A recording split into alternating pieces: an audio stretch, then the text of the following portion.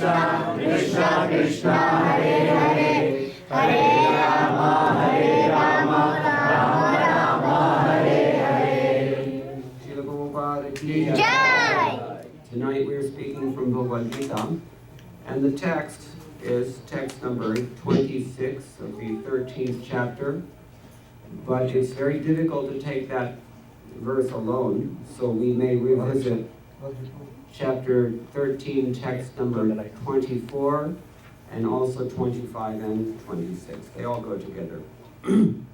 So first of all, the topic of text 24 is Ya evam veti purusham prakritim chagunai saham sarvatha vartamanopi nasabhuyo bhijayase.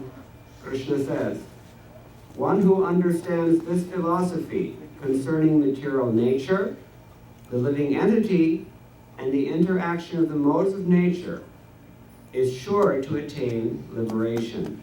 He will not take birth here again, regardless of his present position. What three things do we have to know?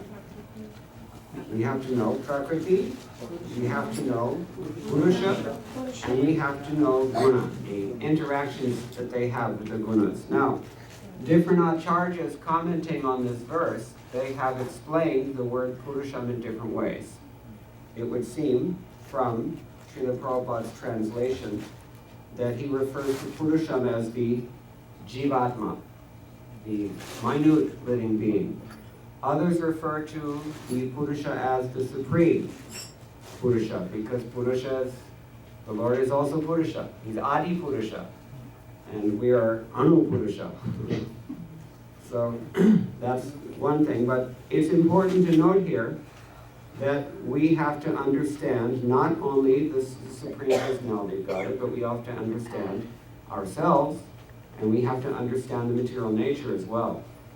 This knowledge is actually called in technical terms Sambandha Gyan, knowledge of relationships. That means the knowledge of our own relationship with vis-a-vis the Supreme Lord, knowledge of our relationships with each other, and knowledge of our relationships with both the Lord and the living entities and the material nature. We have to know these things. Otherwise, it will be very difficult for us to advance towards liberation, because we will commit mistakes. We will commit offenses, or we will commit sinful activities. And those things obstruct our adhikar, our capacity or prerogative for understanding anything higher about spiritual life. Why would we want to move towards liberation in this way? Why should anyone be concerned about liberation? Who has an answer? Why is liberation important to us? Because Krishna says, later on in Bhagavad Gita, liberation is actually the substrate of bhakti. It's the foundation. You cannot perform real bhakti until you're liberated. And you cannot be liberated, Krishna says here, until you understand these three things.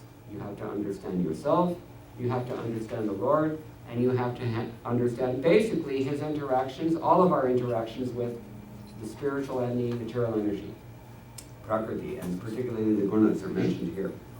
So Srila Prabhupada says this, clear understanding of material nature, the super soul, the individual soul, and their interrelation makes one eligible to become liberated and turn to the spiritual atmosphere without being forced to return to this material nature.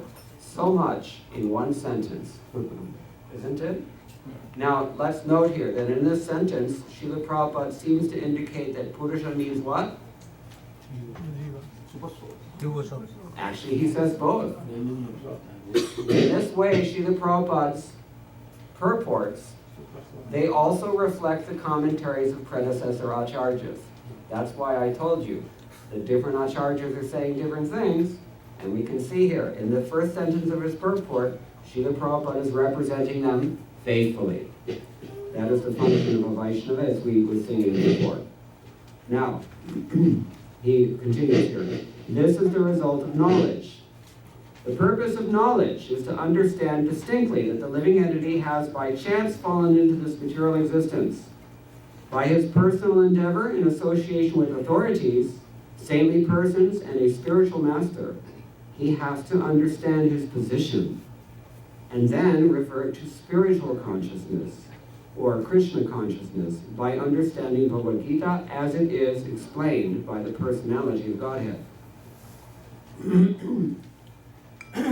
So knowledge is important, as we're going to find out in the coming verses.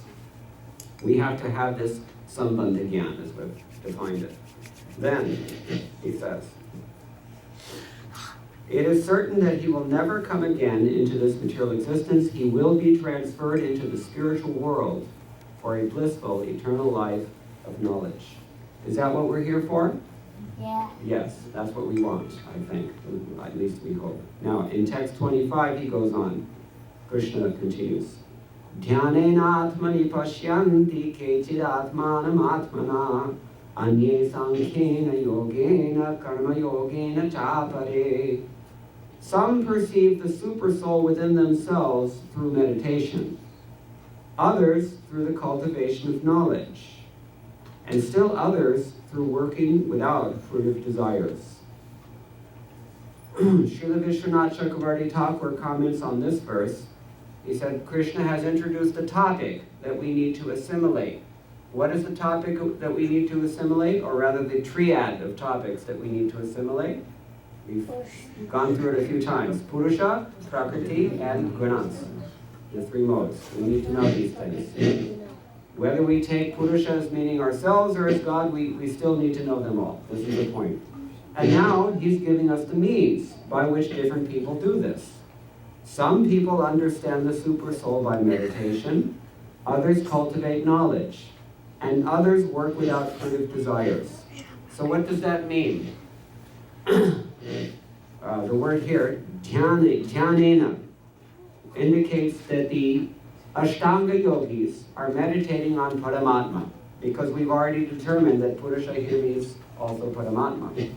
So the yogis are meditating Atmanam Atmana, by their own endeavor. Atmanam Atmana. Atmanam means they understand the self, or they understand the spiritual entity. Atmana, by themselves. You cannot have someone else practice your spiritual life for you. It's not that you pay a Brahmin like the rich people. Some pious people, there are not very many of them left, it would seem, nowadays in India. But very wealthy people, sometimes they have a temple in their house, and they hire some Brahmin, he'll come and do the puja. You see, that's fine for the Brahmin, but it doesn't actually help the Yajman. I mean, to get some benefit, but it's minimal. The point is that if you want to cultivate bhakti, nobody else can do it for you. And according to other interpretations of the commentary, no other process will do this for you. You have to do bhakti and not something else. That's the point. So here Krishna is talking about the yogis, for one thing, and then there are others, anye. Anye means, refers to the gyanis or the karmis.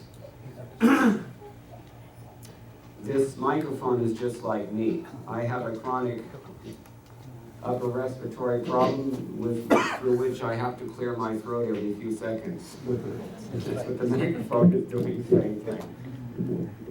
Maybe he's been in Vrindavan too long. Okay.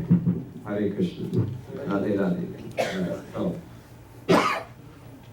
All right, so we're looking at different ways in which people try to understand this sambandha gyan, as we've already defined it. So, Sankhena Yogena Karma Yogena Chapare. Other people, this is something that Krishna has said several times in Bhagavad Gita. If anyone is paying attention to Bhagavad Gita and has read it carefully, then you know. Krishna says several times in the Bhagavad Gita, Arjuna, some people do this by Sankhya, other people do this by karma. Some people are action people and some people are head people, in other words. This is the idea. So this is what he's talking about here. The Jnanis cultivate knowledge of spiritual existence, and they try to identify as spirit souls. Having understood the nature of spirit, Then they try to identify as spirit. The problem with the Jnana path is that Jnana, one professor, I was once in library science, and one professor taught us that there's no such thing as applied theory, right? Because as soon as you apply theory, it's not a theory anymore. So this is Jnana. Jnana means hypothetical knowledge. How long can you exist in a hypothetical stasis? You can't. Eventually you've got to do something. At least you've got to go to the bathroom eventually. Or you've got to eat something or you fall asleep. But generally your mind will impel you to go somewhere else as well. So Jnana has this shortcoming. Now, the other option is what?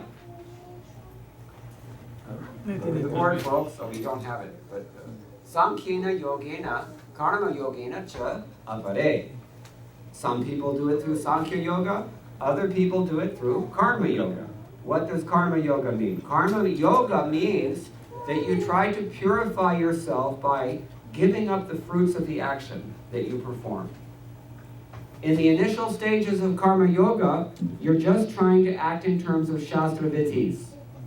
And you're trying to avoid, what we call Shastra Nishedhas, the prohibitions, the do's and don'ts, you might say, of the Shastra. In logic, Nyaya, this is called Vyapti. And it's a particular kind of Vyapti that's called Anvaya Vyatireki. And that means that you cover all your bases. Positive bases are covered, negative bases are covered. Therefore, when you find in Shastra that there's a Vidhi, there's always a Nishedha as well. Just like when we take initiation into Krishna consciousness, the Vidhi is that you chant 16 rounds, Hare Krishna, Krishna Krishna, Hare Hare Rama, Rama Hare. And the Nishedha is, you do not eat meat, you do not have illicit sex, you do not have intoxication, you do not do gambling, right? These are the Nishedhas, so Vidhi Nishedha. Now, all these Vidhis and Nishedhas, they're actually meant to bring us to some point, which is to remember Krishna always, and to not forget Krishna always. Another Anvaya Vyatireki Vyapti, you see? So it's very consistent throughout the Vedic literatures, but you have to be educated to see this. So this is why reading these books is so important, and that's actually the topic of today's class. But you don't know that yet, because we haven't got that far. Just keep listening, Krishna will get there. Now, Sankhya Yogena Karma Yogena Cha Apare. Some people like to do it. So the karmic process is that in the initial stage, you're just following these shastras. If it gives a nisheda, you don't do it. If it gives a vidhi, you have to do that thing. You see? Now, every one of us, believe it or not, has a whole set of obligations that the Shastra has given to us, and usually we're not even aware of that. This is called niyatam karma. Things that you have to do every single day, regularly. It's not kamya karma. Kamya karma means you have an option to do it or not, just like marriage. It's a kamya karma. If you want to get married, you get married. If you're a brahmachari and do not need to get married, then you don't need to get married. Not necessary. You see? But you have to do your niyatam karma, which means even if you're a brahmachari, there are certain duties you have to obey. Even if you're a grahastha, there are certain duties you have to obey. Even if you're a vanaprastha, ityadi. Sannyas as well. So, generally in these three renounced ashrams, or renouncing ashrams, it's pretty simple. The injunctions are not that complicated. When we come to the household ashram, it explodes with volume. The biggest, the single most, comprehensive body of literature in the Sanskrit language is Dharma Shastra. Why? Because Dharma Shastra attempts to take the abstract principles that are taught, philosophical truths and principles that are taught within the Shastras, and translate them into ground-level, concrete, day-to-day reality that we all have to live. And it does so in different times, in different places, in different circumstances, and it gets very, very complicated for that reason. As soon as you explicate, as soon as you want to specify exactly what needs to be done, just like when you buy your computer, it comes with a user's manual 2 feet thick. right? And nobody actually reads that thing. But they don't want to make sure, and their lawyers also want to make sure that every base is covered.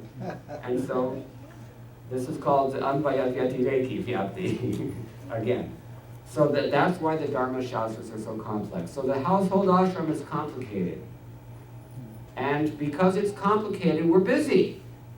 And because we're busy, it's difficult for us to follow any of these practices that Krishna has mentioned so far, is it not? How many people are scrupulously following the karma kanda vidhis? Not very many. I won't embarrass anyone. How many of us are practicing jnana yoga and consider yourself a sankhyayi? Raise your hand. I don't think, no, nobody's going to raise their hand. How many people are expert in this, in Ashtanga yoga? I mean, this is not like dance studio yoga. This is real Ashtanga yoga, as Krishna describes it in Bhagavad Gita. Yeah, we don't do that either. So this is the problem. Now, Prabhupada has written a wonderful, wonderful purport to this verse, but in the interest of getting on to the real text of the day, which is number 26, I'm going to have to skip that. But one thing that we can note in Prabhupada's purport, he says a few very telling things, but you have to read between the lines, and you have to know the philosophy of Krishna consciousness a little bit, and then you'll say it. First of all, he says, those who are atheists, agnostics, and skeptics who are beyond the sense of spiritual understanding. So if we're too skeptical, if we're atheist, or if we're agnostic, then it's very, very difficult for us to get any clue or any sense, as Prabhupada says here, of spiritual understanding. In the Patanjali school of Ashtanga Yoga, they actually have a name for this faculty of perception. They call it the dharmendriya. Dharmendriya means your faculty of perceiving dharma.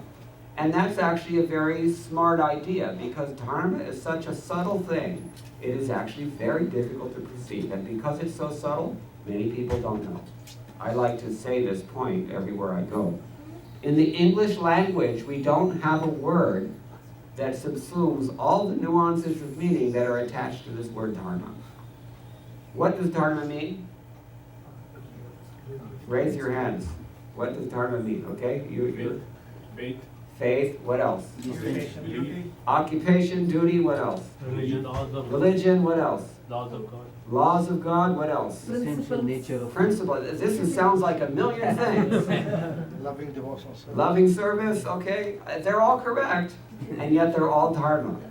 And we don't have one word that subsumes all this meaning. How about one that nobody said? The one that's usually overlooked. Essential nature. Intrinsic principle or intrinsic property of a thing. Lakshana, right? Sarup. The essential nature of a given thing. What is the dharma of water?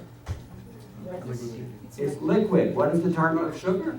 Sweet. What is the dharma of the jiva? Eternal self. Yeah, to love, to serve. You see? So dharma means, this is a very, very important thing, and it's anyway, we don't have time to, that's another class, actually. It's such a big topic, but the point is that karma yogis will try to go through this process of first of all, developing a sense of dharma through following strictly the injunctions of the Shastra. What is the result of that practice? They get adhikar for what? For knowledge. By practicing your karma mimamsa philosophy, or your purva mimamsa philosophies very strictly, you get adhikar for developing jnana. And the adhikar of for what is jnana is useful for what purpose? Huh? What is the adhikar for bhakti, I should say? I already said it. You have to be liberated. You have to be liberated. See? So this is a very, very important thing. And Prabhupada is saying here that these atheists, they're beyond any sense of it. But others who are faithful, they may be, they may have a karmic tendency, they may be a thinker tendency, or they may be, I guess introspective means the yogis. But they're innocent in the realm of bhakti, and they're faithful. They believe in God. Now, listen to the next sentence. Others who always try to establish the doctrine of monism are counted among the atheists. Those who are always trying to push monism. What's your tendency? Think about it. Do we have a tendency for monism? Sometimes we do. Usually spiritual life in the modern day and age, it tends to be monistic and vague and impersonal and not devotional, basically. You see? So a person who's attached to this thing, it's a pretty strong sentence here. Prabhupada says he's actually considered to be as good as an atheist. Now, then I'm going to skip ahead here. He says, furthermore, that those who work without fruitive results are also perfect in their attitude. Attitude. Why does he use the word attitude? They're perfect in their attitude because it is an attitude problem. Whether we are too attached to Gyan, or whether we're too attached to yoga, or whether we're too attached to karma, either way, it's an attitude problem. Therefore, this world is the world of attitude adjustment. This is the euphemism they have for it, the American penal system. When a prisoner is really nonsense, then they take him into attitude adjustment. And I'll leave it to your imagination how they adjust the attitude. But everybody knows what prison is like everywhere. It's a pretty universal thing. We might even say it's the dharma of prisons. But anyway, so they're given a chance to advance to the platform of devotional service in Krishna consciousness. So this is these three processes that are mentioned here: karma, yoga, and jnana. These are the ways by which some people actually come to realize sambandha jnana and thereby become liberated, through which they can ultimately come to bhakti. Now, what about the rest of us? Because we've already determined that we're not yogis, we're not even big pious karmis. We're sinful actually in this age of Kali Yuga. That's a serious thing to consider. How are we going to develop this sambandha jnana through which we become liberated enough to sustain a mature commitment to pure devotional service, properly understood? It's not easy. It's very difficult. So Krishna therefore says in text 26, Anye tvevam ajanantaha Shrutvanyebhya upasate tehi chati tarantyeva mrityum shruti parayaha. That means, again, there are those who, although not conversant in spiritual knowledge, begin to worship the Supreme Person upon hearing about him from others. Because of their tendency to hear from authorities, they also transcend the path of birth and death. Now, listen to what Srila Prabhupada has written here, because this verse is very, very, it has vital relevance in our lives.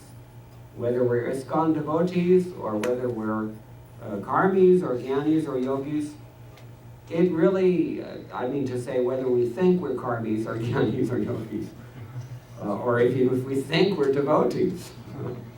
This verse is describing us. Therefore, Srila Prabhupada writes in his purport, this verse is particularly applicable to modern society because in modern society there's practically no education in spiritual matters. Some of the people may appear to be atheistic or agnostic or philosophical, but actually there's no knowledge of philosophy. It would seem as if what Prabhupada is saying here is that somebody may feel that I'm a philosopher or I'm an atheist, but we're not even on that platform where we can make such a distinction, because we're actually just rascals chasing after money, isn't it? The things that Prabhupada said about NRIs, I cannot repeat. I think you follow the drift.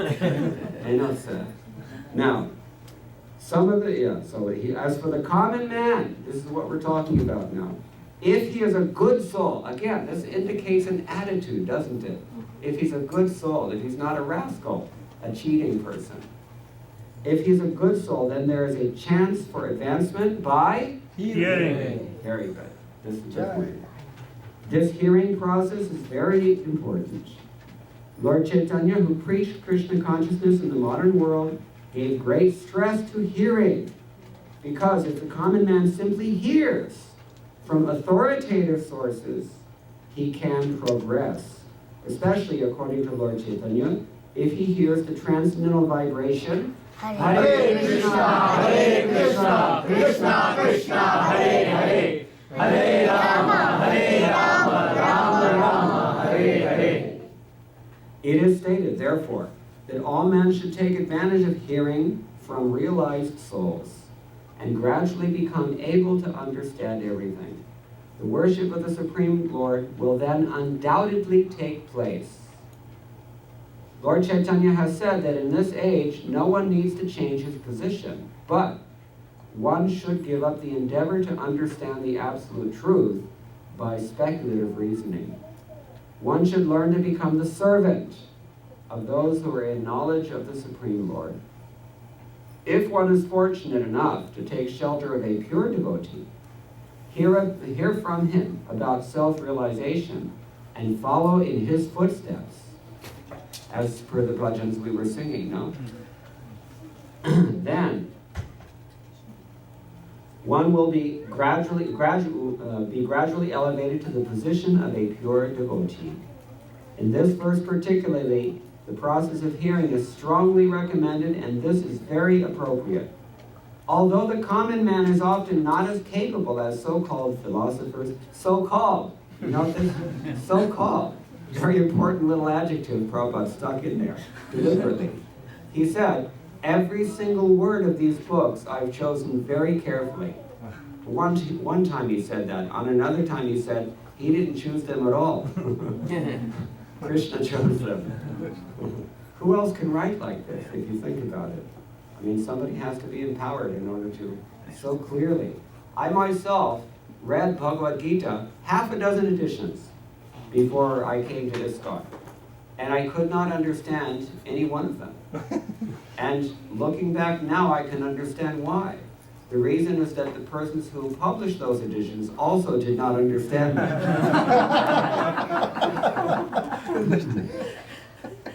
So, although the common man is not as capable as so-called philosophers, faithful hearing from an authoritative person will help one transcend this material existence. Does that sound like liberation? Yes. And go back to Godhead, back to home. In the Srimad Bhagavatam, we find a very, very instructive verse. It says, what is that? Doshini Rajan, Asti He Kulman. I forgot the beginning line. Doshini Rajan, Asti He Ko Mahatmana, Kirtan Areva Krishnasya, Kya Hoga? Mukta Bandha or Mukta Sangha or Parambrajit. Very good. So Mukta Bandha means you get liberated, and the process of liberation is effected through the perfection of this Sambandha Gyan that we're hearing about. Therefore, we have to hear about it. We have to hear about it. And the hearing itself is Punya Shravana Kirtana. The hearing itself purifies us. And the hearing itself is an initial aspect of devotion, bhakti. Even though actual bhakti begins on the liberated platform, by hearing from a bona fide spiritual master, such as Srila Prabhupada, then we can gain entrance or access into the world of bhakti, through how do I want to say, through his divine grace. You see, it's proxy bhakti, probate bhakti. Even though we're all criminals, as we've indicated, and even though we don't have the adhikar to really enter these things, are very, very high things. But when we have grace, and when we have a sponsor for our soul, in the form of an authoritative person who is transparent. What does transparent mean? He's not adding anything, and he's not subtracting anything. He's just faithfully delivering the message as it was paramparagat, as it's received in disciplined succession. This is the process that Krishna himself says, isn't it? Back in chapter 4, do we remember this? Evam parampara praptam, imam raja rishayo viduhu ityadi. The saintly kings understand it in this way. But we can also understand according to this verse. We're not saintly and we're not kings. But we can hear. And if we endeavor to hear like this from the proper person, this is always the qualification given here. Iṣṭa. What is the word? Apta. Does anybody know? These are philosophical and karmic terms. Means that reliable authorities, not just any, Tom, Dick, or Harry, as they say. But from a reliable person. Apta. Iṣṭa. Somebody who is, parampara.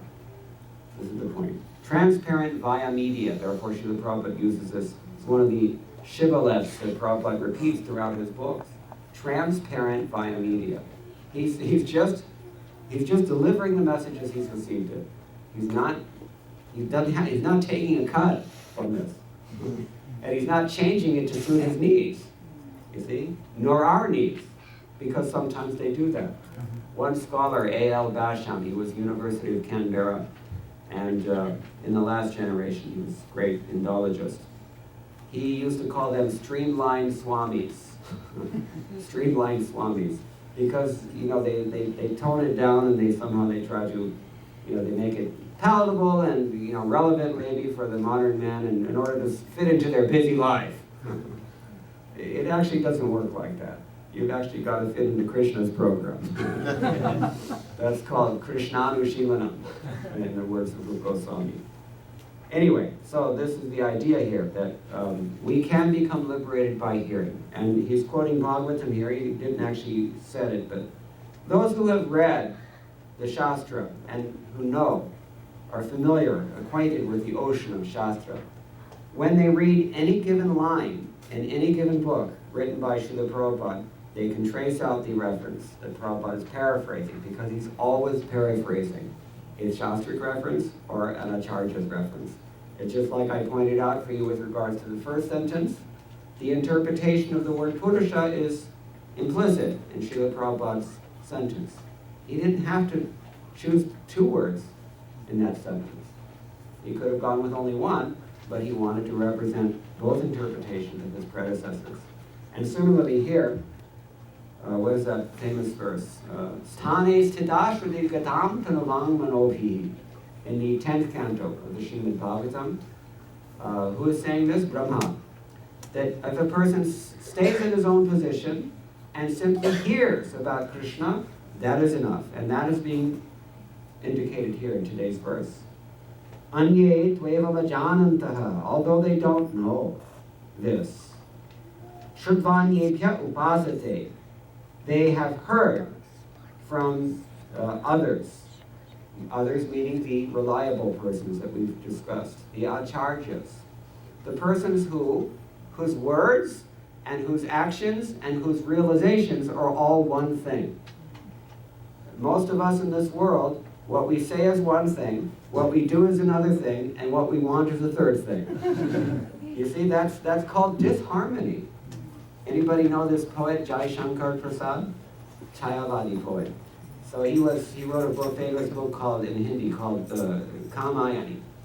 In that book, he said this actually, a person who's actually solidly situated and balanced as a human being, well-adjusted person. What he thinks, what he wants, that is to say, what he says, and what he does, they're all on the same wavelength, you see. So when we give that tendency to Krishna, and when we focus on Krishna in that way, then that is called being transparent via media. Then whatever we say is bona fide. Srila Prabhupada instructed one disciple, we were discussing this earlier. He was asking Srila Prabhupada, how can I preach effectively to others? And Prabhupada told him, simple, you just learn Bhagavad Gita by heart and speak nothing else. It's actually possible to do that. We don't know this because we haven't learned Bhagavad Gita yet. If you have learned Bhagavad Gita, you see. You see. And similarly, if you're at least, along the way of learning these things, then you can see. Whatever Srila Prabhupada says, you can trace out the Shastric source. So I was quoting this verse, Muktavanta Paramvrajet. This is actually what's going on here. When we have this Sambandha Gyan, as we've defined it, knowledge of the living entity, of the Supreme Lord, of the material nature, of the interactions of the modes, and how they all work with each other. Actually, it's even larger than that. That is called Sambandha Gyan. That Sambandha Gyan, if you are spiritually progressive, when you have that Sambandha Gyan, you will advance to the point of liberation. In that liberated platform, when you then perform devotional service, it's real devotional service. You see? And we can get there just by hearing. Why? Because it's understood that through hearing and practicing the process of bhakti yoga in general, we will go through all of these stages. We will, first of all, become pious. That's called kleshada shubha, what is that? Kleshagna shubhada bhakti. Goswami says. He outlines 6 excellences of bhakti. In the sadhana stage, there are 2 of them. In the bhava stage, there are 2 more of them. In the prema stage, there are 2 more of them. So in the sadhana stage, we experience immediately kleshagna. Bhakti destroys our miseries. Why? Because it destroys papa. You know, I think the word was used here, in fact. Maybe it was in the commentary, I don't remember. But it destroys sinful activity. When your sins are destroyed, then you become light. You become happy. You see? There's nothing weighing you down. And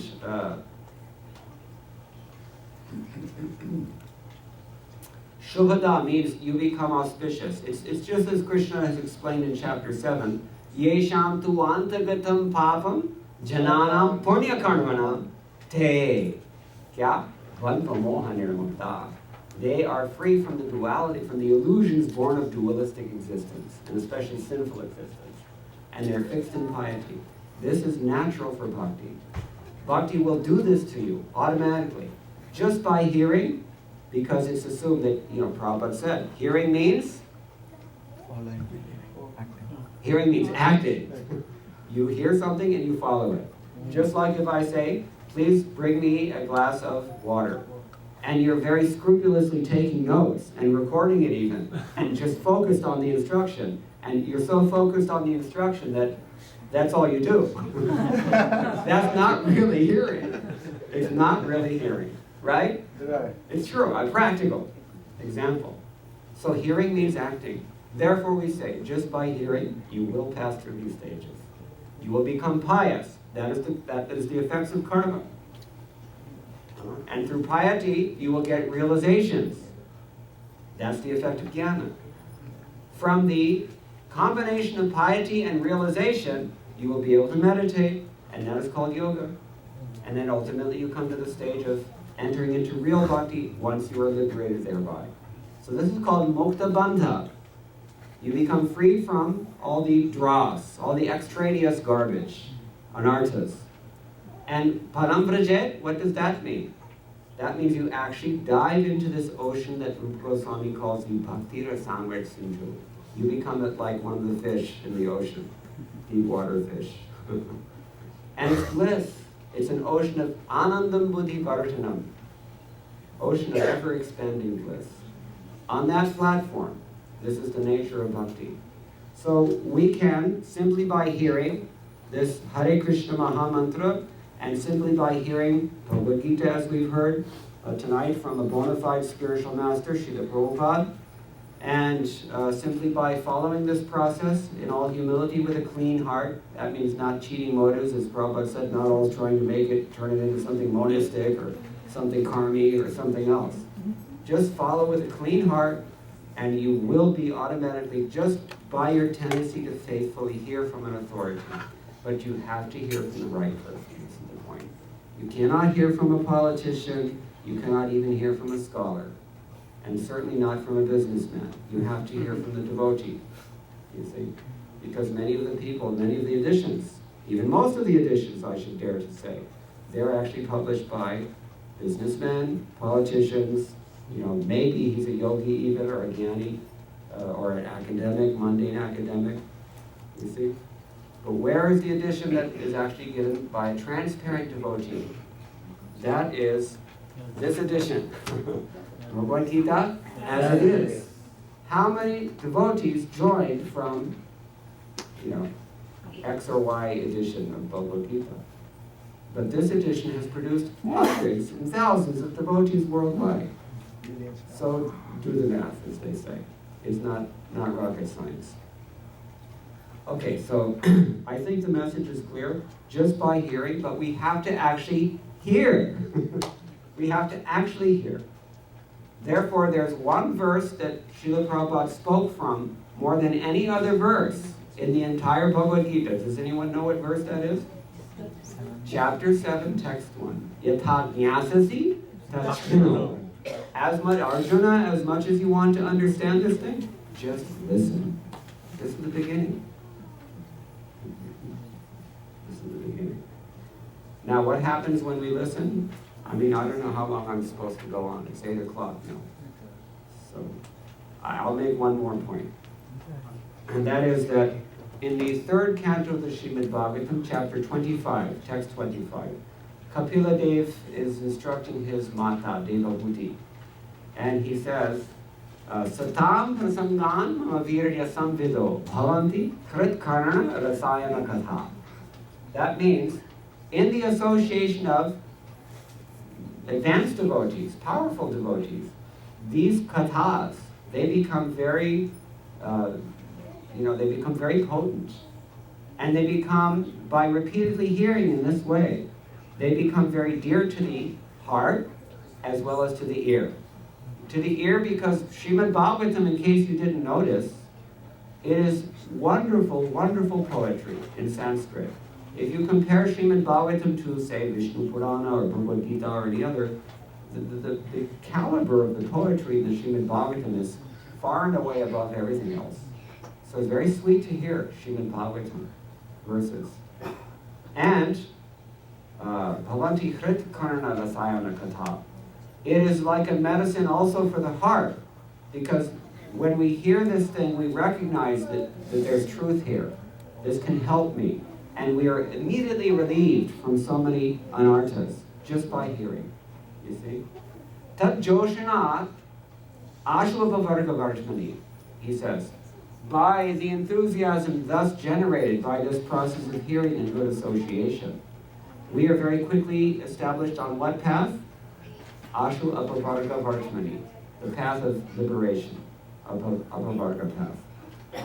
And what happens then? We progress from some initial faith that we invest in the process of hearing, because when we come to hear, the only thing we have at that point is what? A little faith.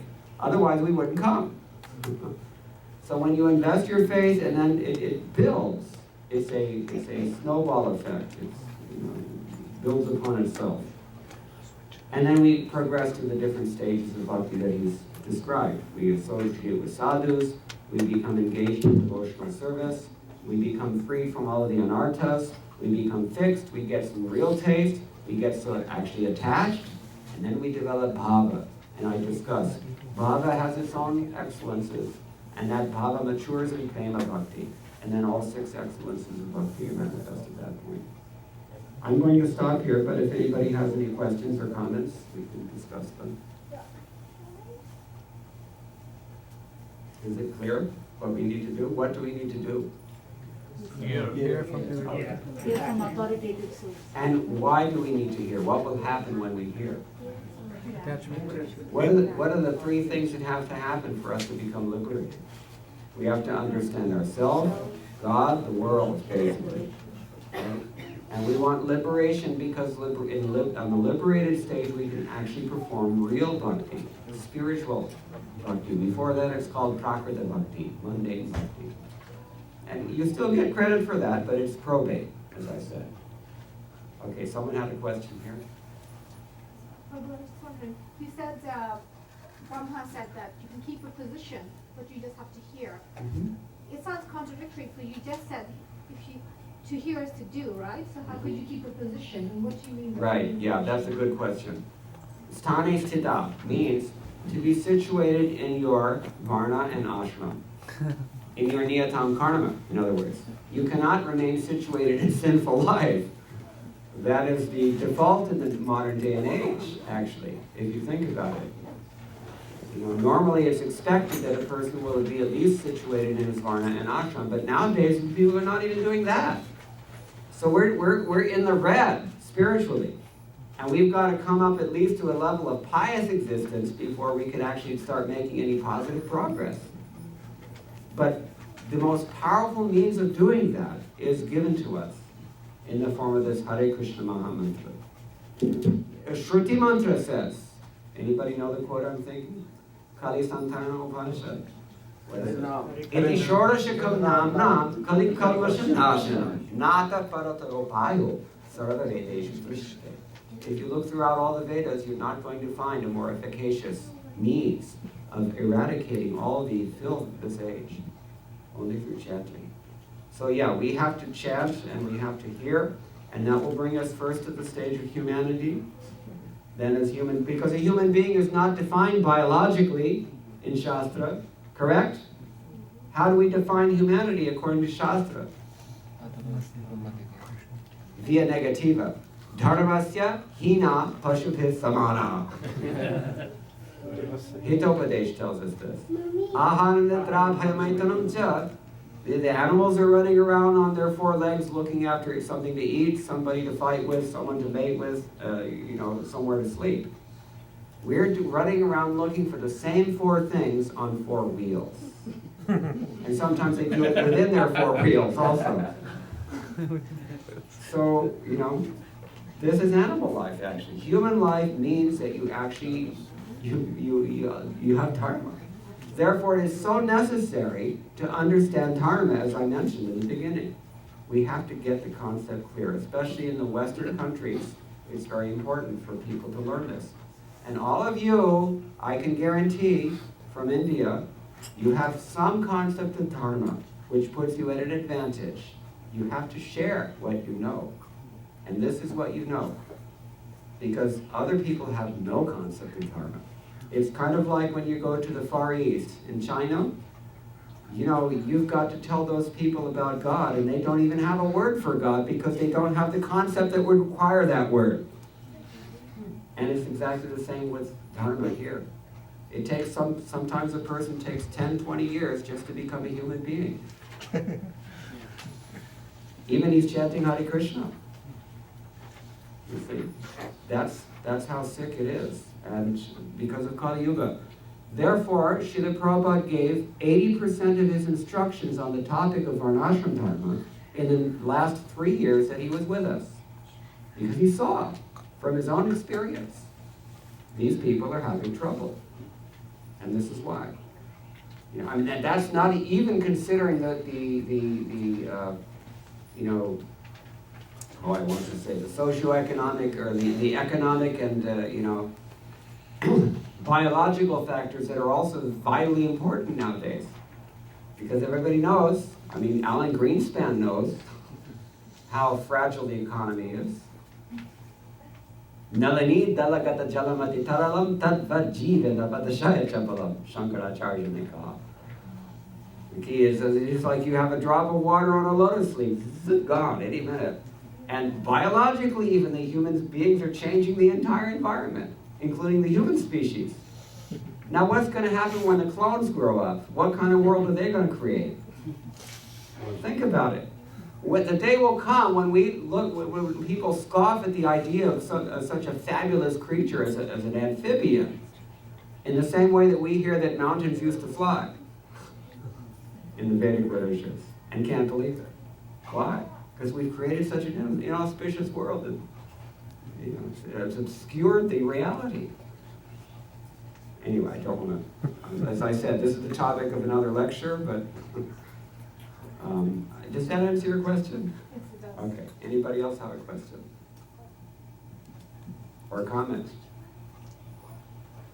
How many people here are chanting Hare Krishna mantra every day?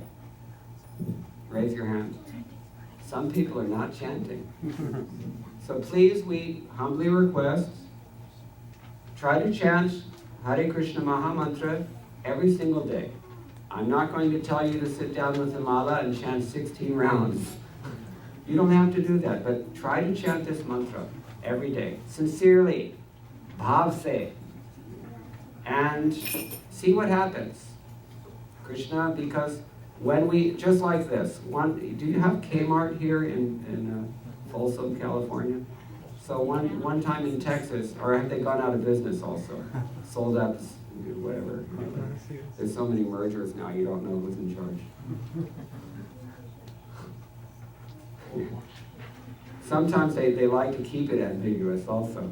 AirTran and Southwest Airlines, you know, I took a flight from Atlanta and I missed it because of AirTran's policy. And then when I went to find out what happened, the AirTran persons pointed at Southwest, and when I went to the Southwest counter, they told me, oh, it's AirTran.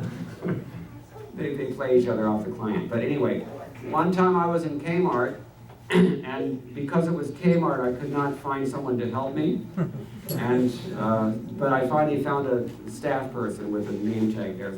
I noted carefully what was the name, and I called the person's name. Instantly, I had her attention, instantly. So if that's true even in this world, you call Krishna's name, Krishna, help! How can you not? You see? Anybody know the bhajan? Hey Govinda, hey Gopal? What is that about? Gajendra Mokshan, right? So he said, Dwarakamesh Shabda Bhayo. What is it? I don't remember now, but the sound of his calling out the name of Krishna reached Dwarka somehow. He immediately took Garuda and he came to help with his Shankha Chakra. And he delivered Gajendra, you see. So we should chant so sincerely that Krishna can hear us all the way in Vrindavan. So that's every day, please chant Hare Krishna, and you will see that if you take one step towards Krishna, he will take 10 steps towards you. Please make this commitment, we humbly ask. Okay, all glories to Srila Prabhupada. Thank you, Prabhu, for the wonderful lecture. In Bhagavad Gita, 13th chapter is the hardest chapter, and Srila Prabhupada's purport make it somewhat easy, but Prabhu made it even more easy. You know, saying that what are the 3 things we need to know, what does that take us to as the basis, and what is the next step? Thank you very much. Hare Krishna. Next we will have a 15-minute arati.